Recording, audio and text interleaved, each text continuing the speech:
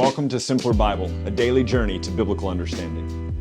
Welcome to episode 9. Today we are in chapters 16 and 17 of Genesis, and we're going to talk about Hagar and Ishmael, and we're going to talk about circumcision. I don't know what you were planning on talking about today, what you had in mind today, but who doesn't need to talk about circumcision from time to time, right? It concerns us all, right? We all have opinions on it.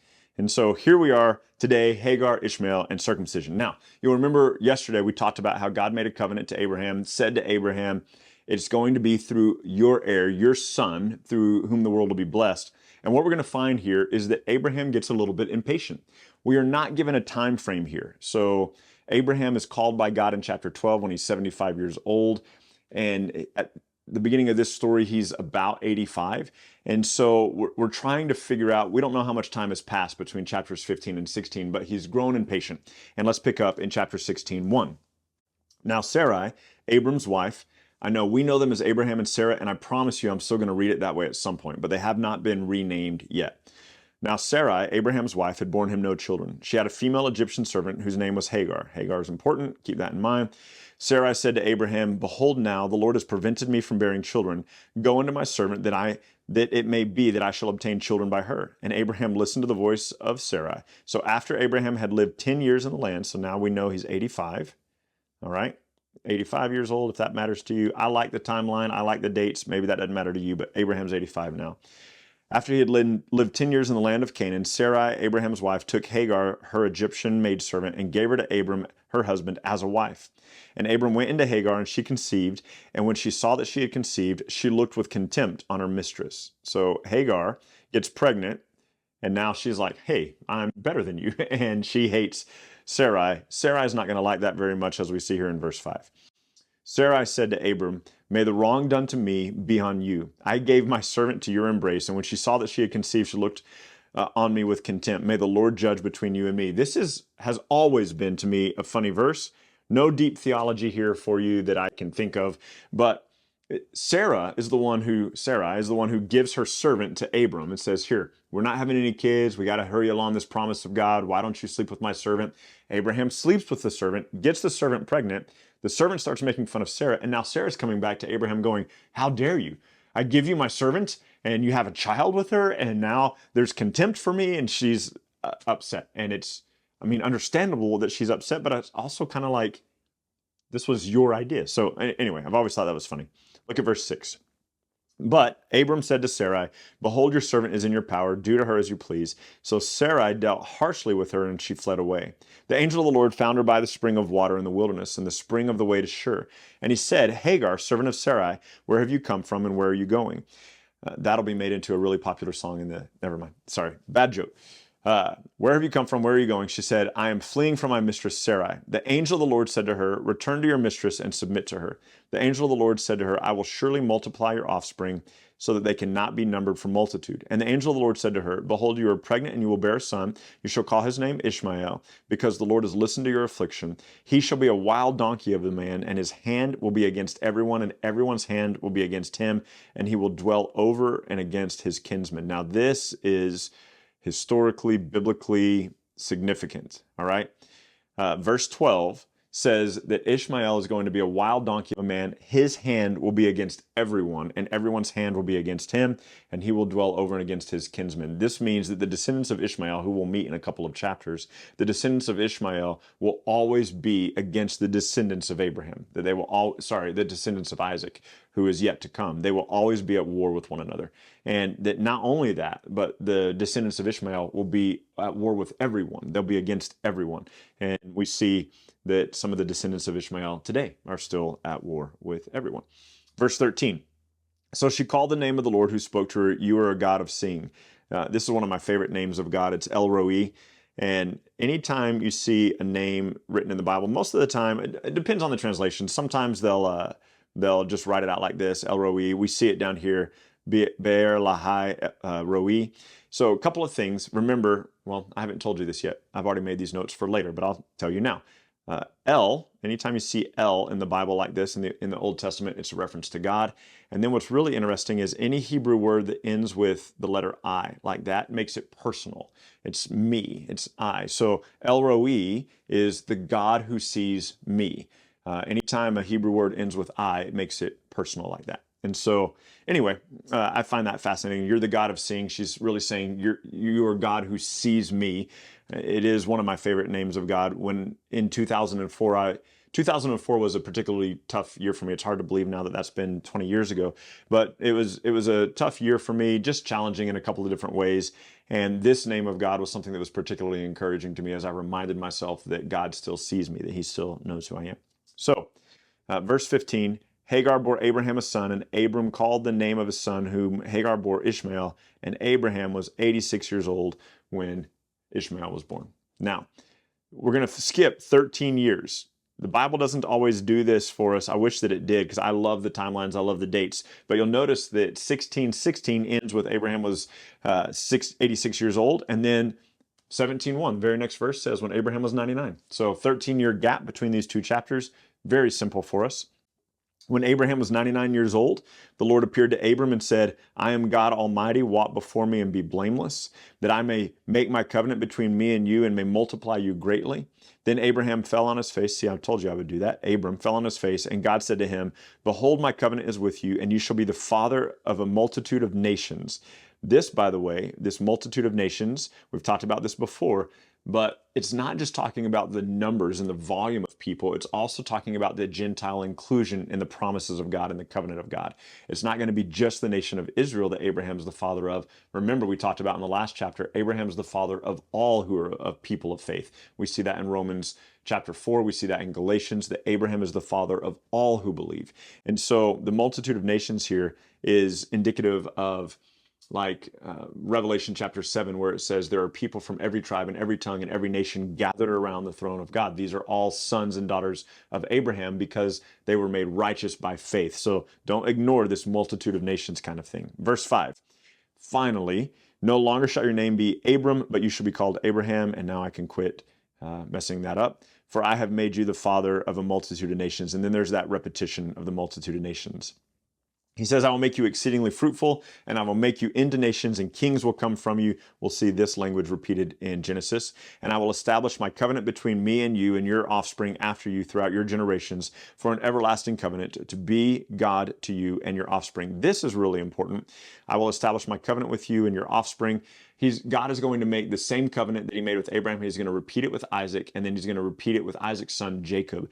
And then what's really interesting is hundreds of years in the future, when Moses is about to bring the people into the promised land, I'll remind you of this when we get to Deuteronomy, but Moses, when he's leading the people into the promised land, he tells them in Deuteronomy 7, Deuteronomy 9, he says, don't think that you're going into the promised land because you're a bigger nation than any of the other nations. Don't think you're going into the promised land because you're righteous, because you're not righteous. You're stubborn and you're stiff-necked and you're wicked people. He said, you're going into the promised land because of a covenant I made with your fathers, Abraham, Isaac, and Jacob. And so this covenant here in verse 7 that he is reminding Abraham of, he made it in chapter 15, we're now in chapter 17. He's reminding Abraham of the covenant he made with him. He will repeat that covenant to Isaac and to Jacob, and God is faithful to his covenant, and that should give you and I as Christians incredible confidence, because the covenant that God has made with us through Christ, through faith in Christ, is that we are righteous and that we'll be saved, and God keeps his covenants. Okay, verse 8. And I will give to you and your offspring after you the land of your sojournings, all the land of Canaan, for an everlasting possession, and I will be their God. God said to Abraham, as for you, you shall keep my covenant, you and your offspring after you throughout their generations. This is my covenant which you shall keep between me and you and your offspring after you. Every male among you shall be circumcised. You shall circumcise the flesh of your foreskins, and it will be a sign of the covenant between me and you. Now, in chapter 15 yesterday, the covenant was ratified by laying animals in half over against each other, and Abraham and God passing through the halves to ratify this covenant. Now God says, hey, look, I want to make a covenant with you, and here's what I want you to do. I want you and all your men to be circumcised. That'll be the sign of this new covenant. And props to Abraham. The dude's 99 years old. He's 99 years old. He gets his 13-year-old son, and they get all the men in their camp, and he's like, guys, we've got plans today. We're going to have group circumcision, and golly, the covenant that God made with him at least 14 years earlier, at least that much earlier, they got to walk through pieces of animals, but now the blood that's going to be shed is going to be Abraham and his children and his servants. And I don't know, just That's wild. That is a wild symbol for a covenant. But it's super important, and I'm going to show you why. Verse 12 says, he who is 8 days old among you shall be circumcised, every male throughout your generations, whether born in your house or bought with your money from any foreigner who is not your offspring. Both he and the one who is born in your house shall surely be circumcised. So shall my covenant be with your flesh, an everlasting covenant. In verse 14, super, super important. Any uncircumcised male who is not circumcised in the flesh of his foreskin shall be cut off because he has broken my covenant. Now, any Jew, any descendant of Abraham that is not circumcised in his flesh, in his body, his physical body, shall be cut off from the covenant of God. And so why does that matter? Because remember, in all of these things, we've already talked about this a little bit in our first week of doing this, that all of these things that have physical, practical, tangible kind of implications have higher spiritual implications. There is a higher truth. And the spiritual implication here is that in order to be part of the covenant people of God, for us even to be saved, there is a circumcision that happens. There is a removal of who we were without Christ. The Bible calls it in Colossians 2 and in Romans, it talks about the removal of your flesh, the circumcision of your flesh, the removal of that part of you that didn't belong to God.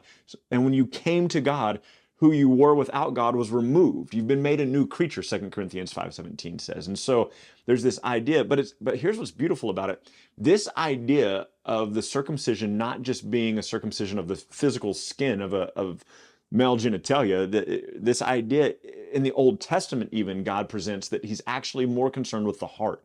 That there would be a removal from the heart of the things that don't belong to God. And he calls that the circumcision of the heart, that the heart would be circumcised and that a piece of who you were would be removed so that you can come to God. So, for example, in Deuteronomy 10, Deuteronomy happens at the end of the 40-year Exodus in the wilderness, the journey, and Moses is reminding the people of the covenant with God. And in Deuteronomy 10, he tells them, you need to be circumcised in your heart. And you need to have your sin. You need to have the part of you that is not Christ-like removed or God-like removed. He's going to repeat that in Deuteronomy 30. In Jeremiah 4, he's going to say the same thing. Jeremiah 9, he says an interesting thing. He says that he will punish, and I might have this backwards, it might be Jeremiah 4, but Jeremiah 4 and 9 both speak to this. And he says, I will punish all of those, listen, who are circumcised only in their body and not circumcised in their heart. Because why? Because God is not concerned with the outward appearance. He's actually concerned with the heart. So this symbol of this covenant that Abraham made is just a symbol. What is God actually concerned with? Is he actually concerned with the circumcision of Abraham's physical bodily flesh? Ultimately, no. He's ultimately concerned with the circumcision of the heart, that there would be the removal of the things from the heart that don't belong to you, that don't belong to God. The Bible tells us, Jesus tells us in the New Testament, that it's not what a man eats, it's not what goes into his mouth and then into his stomach that defiles a man, it's what's in his heart that defiles a man. For out of a man's heart comes wickedness and all sorts of evil. And so what God is saying here when he establishes this covenant with Abraham, he is setting the precedent that there would be a removal of those things that don't belong to God so that we could belong to God. And so you and I as believers, we've been circumcised as well. We have received the circumcision of those things that don't belong to God. And golly, look, there's a lot more I want to say about this. I'll include a lot of the cross references in my blog notes so that you can look into this a little bit more. But this idea of God caring more about the heart than the outward expression, that's throughout the Bible, and it begins right here. And so, verse 15, God said to Abraham, now I'm going to say Abram, golly. God said to Abraham, as for Sarai, your wife, you shall not call her name Sarai, but Sarah shall be her name. I will bless her, and moreover, I will give you a son by her. I will bless her, and she will become nations, and kings of peoples will come from her. There's that language again. Then Abraham fell on his face and laughed and said to himself, shall a child be born to a man who is 100 years old? Shall Sarah, who is 90 years old, bear a child? And Abraham said to God, oh, that Ishmael would live before you. So Abraham's like, look, let Ishmael receive the blessing instead. Look at verse 19. God says, no, but Sarah, your wife, shall bear you a son, and you shall call his name Isaac. I will establish my covenant with him as an everlasting covenant, and his offspring after him. As for Ishmael, I've heard you. Behold, I've blessed him. I will make him fruitful and multiply him greatly, and he will father 12 princes, and I will make him also into a great nation. But I will establish my covenant with Isaac, from whom Sarah shall bear you this time next year. That'll come up here again in a minute. So jump down to verse 24. Abraham was 99 years old and was circumcised in the flesh of his foreskin. Remember, it's more important that the heart be circumcised. And Ishmael, his son, was 13 years old when he was circumcised in the flesh of his foreskin. And all the men of his house, those born in his house, those bought with his money, all were circumcised. And remember that what is more important than the physical demonstration of circumcision is the heart circumcision. And we'll see that in future text. Thanks for watching, and we'll see you tomorrow.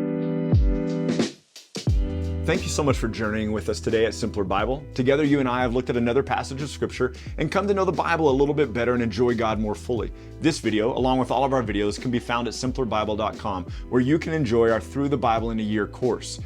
You can also enjoy a wealth of resources, blog posts that take you a little bit deeper into the text, a Bible study format that you can use with your small groups or your family, and we're creating new content all the time, all with the commitment to help us be people who know and enjoy God more fully.